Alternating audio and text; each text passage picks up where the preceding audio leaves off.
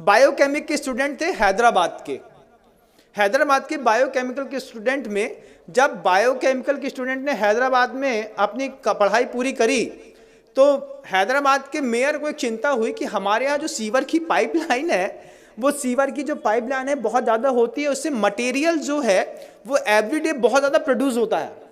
तो मटेरियल को डिसॉल्व करने के लिए उनके पास कोई स्पॉट या कोई चीज़ दिखाई नहीं दे रही थी। आप क्या सोचते हैं कोई क्या कर सकता है? जब ये क्वेश्चन मेयर के दिमाग में खड़ा हुआ कि जो मतलब मैन का बायो प्रोडक्ट है, जो भी मल वगैरह निष्कासित होता है, तो सीवर कनेक्टेड कर दिया, सबके यहाँ के सेप्टिक टैंक हैदराबाद में अलग कर दिए।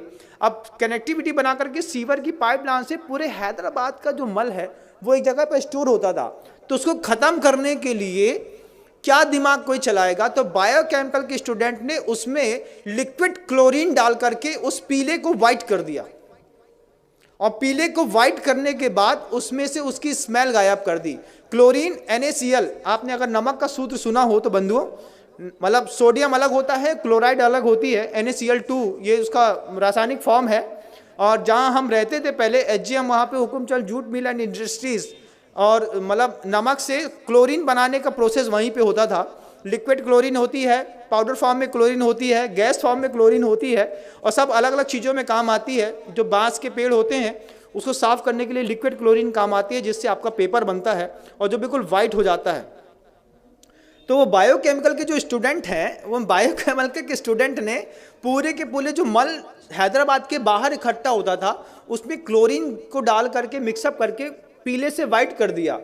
फिर जो वो पूरा एक पेस्ट के रूप में था उसको ड्रायर में डाल करके सुखा दिया, उसका पाउडर फार्मिंग कर दी।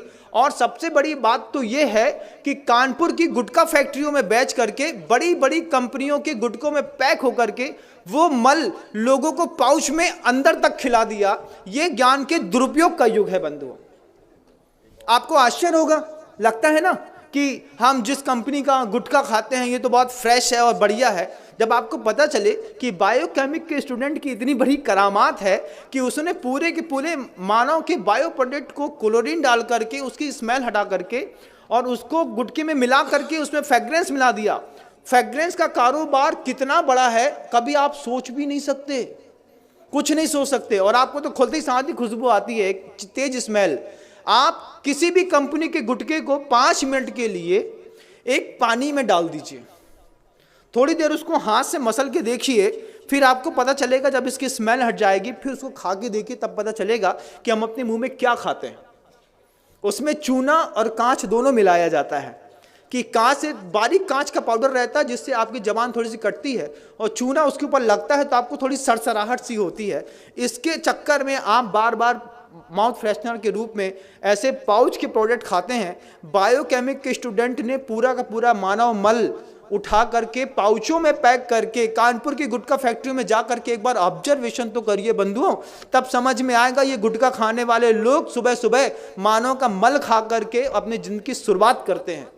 ये बायोकेमिक के स्टूडेंट का कमाल है। हड्डियों का ढेर मिलता है, दुनिया भर की चीजें मिलती हैं। स्मॉल स्केल इंडस्ट्रीज, 3 शब्द याद रखिएगा। क्या? स्मॉल स्केल इंडस्ट्रीज, ये 3 शब्द याद रखेंगे तब आपको पता चलेगा कि स्मॉल स्केल इंडस्ट्रीज के चक्कर में कैसे यूरिया से, साबुन से, शैम्पू से दूध बनाते हैं, कैसे सड़ी हुई चीज़ों से अच्छी पिज़्ज़ा बर्गर बनाते हैं और आपको खिलाते हैं। जो हमारे यहाँ का व्यंजन ही नहीं था वो सब हम आप खा रहे हैं, सब कुछ कर रहे हैं। ये स्मॉल स्केल इंडस्ट्रीज़ का कमाल है।